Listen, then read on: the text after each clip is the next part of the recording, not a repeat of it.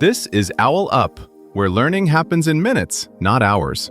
For a deeper journey, explore all our courses at owlup.co. Now, let's dive in.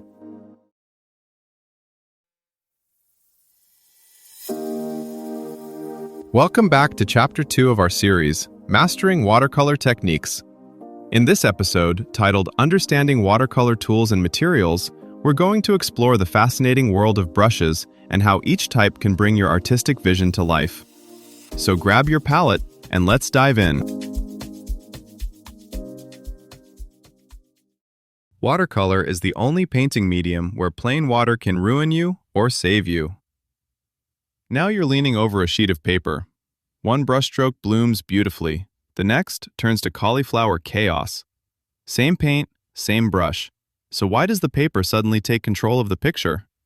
So what changed between those two strokes? The quiet answer usually isn't talent. It's tools. Professional watercolorists talk about paints, brushes, and paper the way sound engineers obsess over microphones, cables, and speakers. Each part slightly bends reality before it reaches the audience. Pigment isn't just color in a pan. Additives like honey or glycerin can make it glide, grab, or stubbornly sit on the surface.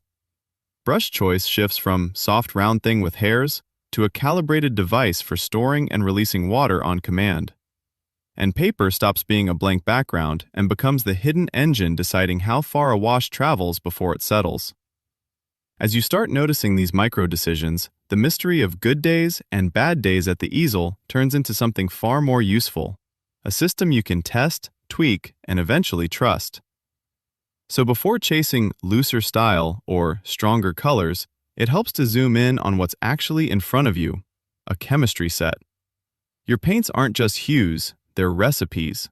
Some loaded with honey that stay moist and re-wet instantly, others drier and grabby, better for crisp detail.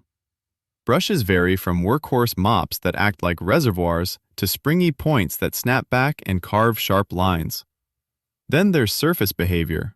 Some sheets invite water to sink in slowly, others let it skate on top just long enough to tilt, tilt, tilt, and steer the whole wash where you want it. Professional watercolor setups tend to look minimal, often just a small palette, a couple of brushes, and one block of paper. But hidden inside that simplicity is a chain of decisions you can actually map. Start with what's inside your colors. Two pans labeled ultramarine from different brands can behave like completely different species. One might contain a single pigment with a strong tendency to granulate, settling into the tiny valleys of the paper and creating a broken, textured look. Another might be a smooth mix of several pigments that dries flatter but shifts in hue as it dilutes. Neither is better, they simply answer different questions. Do you want texture to appear automatically, or do you want a clean, even field you can control by hand? Additives nudge this behavior further. Honey-rich paints often stay tacky longer, clinging to the palette and re-wetting easily. That's a blessing for slow, layered work, but can feel slippery if you're chasing razor-sharp edges and fast-drying passages. Drier formulations indulge people who like to build structure in stages because they quit moving sooner and accept glazing without reactivating as much underneath. Then consider the tool that carries all of this to the page. Modern synthetics can be engineered for specific jobs.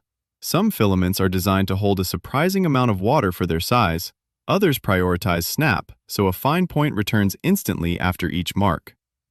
You might find a mid-sized round that can flood a sky, then, without changing tools, switch to drawing tiny window frames simply by changing pressure and angle. That kind of versatility means you solve composition problems with movement, not equipment swaps. Finally, the surface quietly decides timing. Hot-pressed sheets often keep water near the top for a moment before it sinks in, which can give you a narrow window to tilt, lift, or connect shapes with clean, graphic transitions. Cold press and rough absorb at different speeds across their texture, so a single wash can dry with varied edges, soft in one area, crisp in another, if you learn to read when each zone crosses from glossy to merely damp. As you test combinations, patterns emerge. Certain pigments consistently create halos on one sheet but behave perfectly on another. A favorite brush might excel at fast studies, yet feel too thirsty for intricate glazing. Instead of chasing a mythical, perfect setup, you're matching characteristics like a coach drafting a team. Each material has a role, and your job is to discover which trio works together to play the way you want to paint. Test this with 3 quick mini lab experiments. No masterpieces required. First, pick one high granulating color and drop it into 3 different water puddles, one barely damp, one evenly glossy, one almost dripping.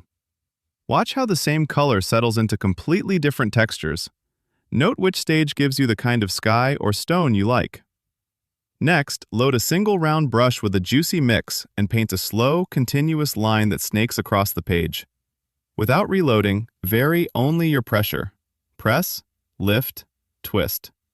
You'll discover a hidden alphabet of marks that brush can make before it runs dry. Finally, try a 2-swatch comparison. On the left, lay a flat mid-tone wash. On the right, repeat it, but at the halfway point, tilt the board sharply and keep it there until dry. That tiny change in angle becomes visible architecture in the dried wash, subtle but repeatable once you've seen it. Your challenge this week: run these 3 experiments on every new brand or set of materials you buy before you paint anything finished. In a few years, your simple kit might feel closer to a modular lab. Biopolymer binders could shift how long colors stay workable, much like how software updates quietly change what your old laptop can handle. Smart papers that flag rising acidity would matter less mid-painting and more when you, or a collector, want that piece to survive decades. And if 3D printed brush tips go mainstream, customizing edge shapes could become as normal as tweaking a digital brush preset. Treat each new setup less like a mystery and more like onboarding a tiny team for a project. Run drills, note who performs well, then keep that roster handy. Over time, you'll build a personal playbook, swatch cards, margin notes, dried tests, that turns guesswork into habits so that even bold experiments rest on something quietly repeatable. Before next week, ask yourself, 1. If I limited myself to just 3 brushes and 2 primary colors from my current palette, which ones would I choose, and what exactly makes them feel right in my hand and on the paper? 2. When I test my paints in a small swatch chart today, labeling each color, checking how transparent or staining they are, and how they lift with a damp brush, what surprises me about how they actually behave versus how I assumed they would? 3. After painting the same simple subject, like a pear or a leaf, on 2 different papers I own, for example, cold press versus hot press, or student versus cotton, what do I notice about how the washes flow, edges dry, and colors granulate, and which surface honestly makes me more excited to keep painting? This was OwlUp, your daily step forward. To keep learning with structured courses and more insights, go to owlup.co. Until tomorrow!